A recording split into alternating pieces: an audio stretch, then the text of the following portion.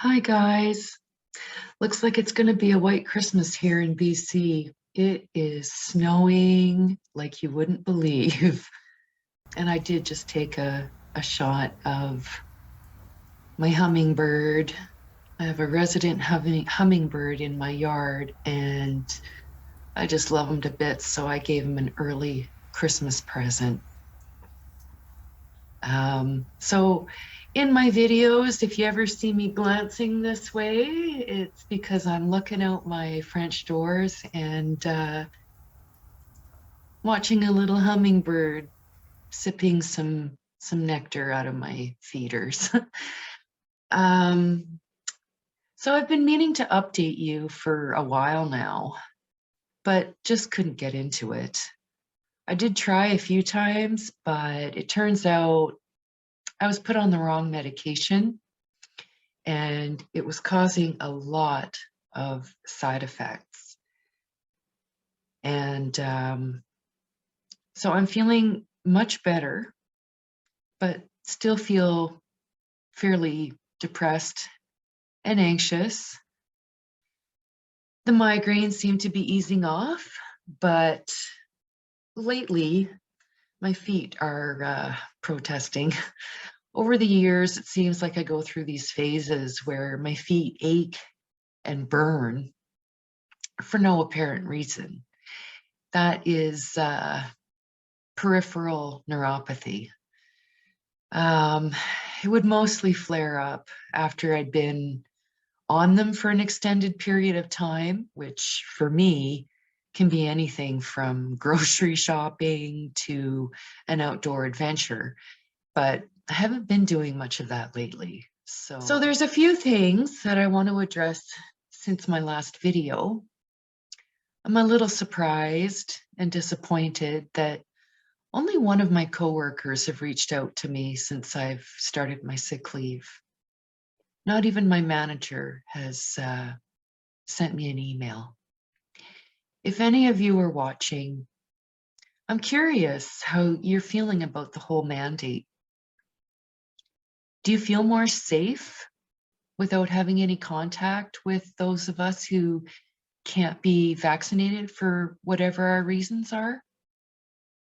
Oh, right. I did see the latest email from Kristen saying the return to work for January 10th date has been delayed. Hope you realize you're at risk of getting COVID, whether we're there or not. I wonder when you'll actually be back to normal. Don't take that the wrong way. I just hope you realize how ridiculous and calculated all of this has been. I mean, why should we be not allowed to work based on our vaccination status? It doesn't make any sense to me. But it is what it is. I've kept in contact with a few coworkers who were put on leave without pay or went on sick leave. The union hasn't been very supportive, to say the least. Here's a story for you. One of us went on sick leave due to the stress of everything because he had a heart attack less than 5 years ago in his 30s. And he's wary of how the jab will affect his heart, with myocarditis being a recognized adverse side effect. His doctor mentioned the mandate to Sun Life, and his sick leave was immediately canceled. Our employer swiftly back-billed him for $5,500 for the sick leave he had taken.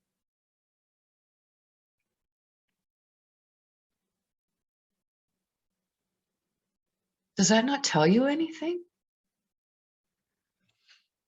As I mentioned in my previous video, My exemption was denied due to not being able to prove my GBS was caused by the immunization I received shortly before my symptoms began in '89.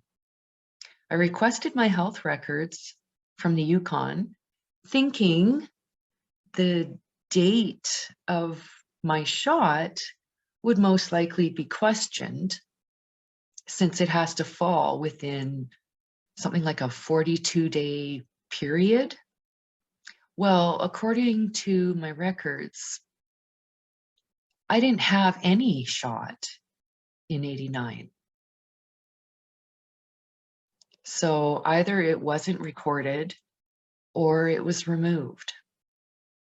Unfortunately, I don't even know what I received that triggered my GBS. That's a little unsettling because I do know that I did have some kind of shot in grade 11.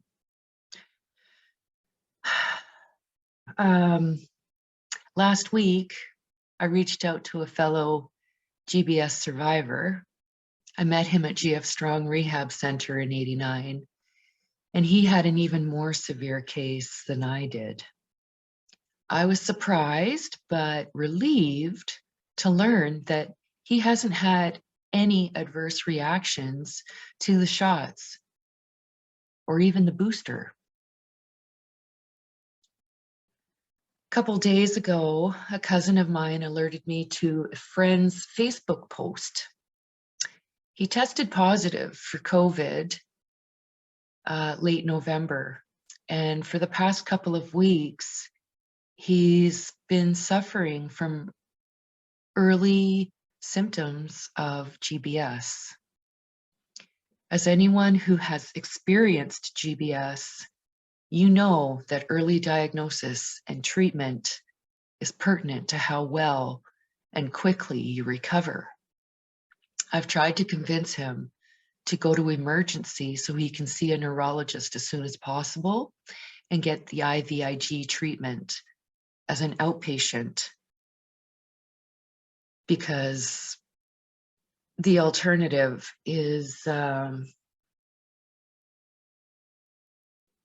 staying in the hospital and fighting for your life. So Pete, if you're watching this, please heed my advice, and the IVIG is probably going to rapidly increase your chances of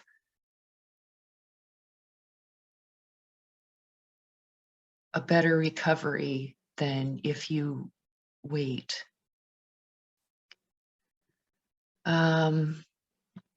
If any of you have any words of encouragement for Pete, please leave a comment below. You could save his life.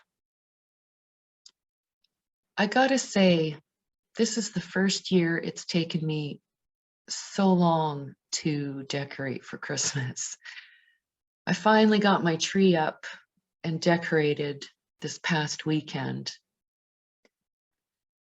I hope you all have a Merry Christmas with all your families and loved ones, no matter what their vaccination status is.